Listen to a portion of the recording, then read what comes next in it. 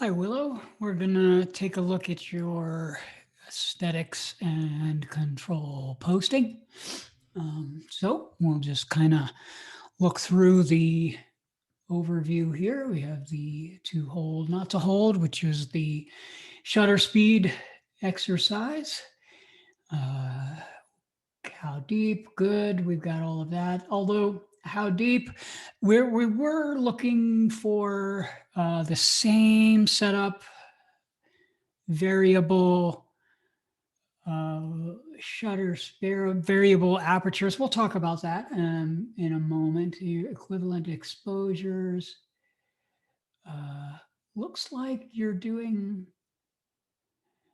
Looks like we got some things sort of mixed up a little bit. We'll sort of sort through that a little bit just to see what's going on with that. You might have just kind of labeled things a little bit off here or there, but we'll talk as we go through some of these images. So here we have to hold or not to hold. This shutter speed is really to introduce to you the concept of how shutter speed affects movement within your photograph. You have three different shutter speeds that you've been introduced to in this exercise. You've got the 1/25th, the 15th, and a half a second. So 1/25th, you'll hold, right? You can definitely hold 1/125th of a second. That's a tiny little slice of time. You should be able to hold, everybody can hold that and get a sharp image. 15th, not so much. Most people are going to get a little bit of shake, not enough time to really get a cool blur, but it's going to be a shake. A lot of times folks are going to find out that a 15th is an undesirable shutter speed unless you have a tripod. So if you find yourself needing a 15th of a second because of whatever reason, sometimes you're forced into that because you have to have that aperture or something like that, then got to have a tripod because I can't hold it with a 15th of a second. Here you have half hold, quarter hold, eighth hold. I'm not sure what we're doing with that, right? 125 hold, 1/2 hold, 1/4 hold. We may have confused a little bit of the experiment there, a little bit of the instructions. On the handouts that I give you guys, it's very clear. I mean, it's very step by step. Step one, do this. Step two, do that.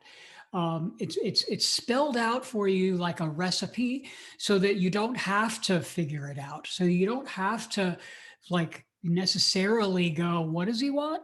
It's right there. And so I'm not exactly sure, if you were confused over the instructions or if you were just didn't know that there was instructions. I'm not sure. So we can talk to figure out where the confusion there was. You did it. That's cool. I'm glad that you posted this stuff up there. But there's some confusion here as to what what you were doing, or there's some confusion in terms of what you're posting here in terms of the images. You've got three images here that looks like you're maybe attempting to do f-stops. I think your labeling might be a little bit off as well on this. How deep? Now, we'll just kind of move to how deep and kind of go through that. How deep was the aperture experiment? And what we wanted you to do there was to explore the phenomenon of depth of field. And what that has to do with is when you have the apertures, that's the size of the hole, as that aperture goes from large, meaning wide open, to small, the depth of field goes from shallow to deep. So shallow meaning only a thin plane of focus is only a thin plane is in focus, to it gets deeper and deeper, meaning things from the foreground all the way into the background are in focus, or at least appear to be in focus. To show this in this experiment, we set up three different planes of still life material, focus on the middle ground, have the camera steady, and then just go through the different f-stops with our camera on auto aperture control.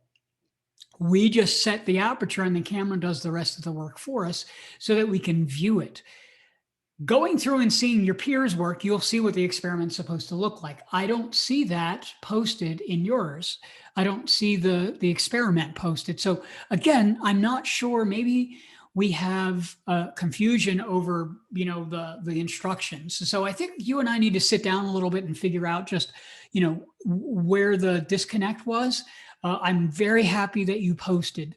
That's important because now you'll get a second bite at the apple as far as reposting. We can recover from this, no worries. You've got images up there. You're clearly experimenting with some of these aspects. I just need to help you to untie some of the confusion in terms of what the experiment, what the steps were, because it's clear that we're sort of in a disconnect there. And I want to help you untie all of that a little bit. Equivalent exposure, it's basically just a math problem.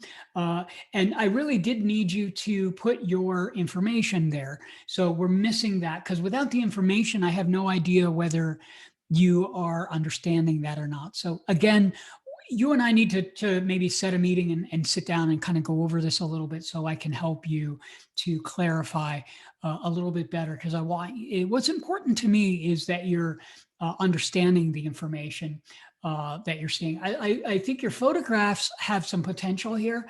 I just want to make sure that you're getting the information and getting that the learning is happening in the way that we want it to happen.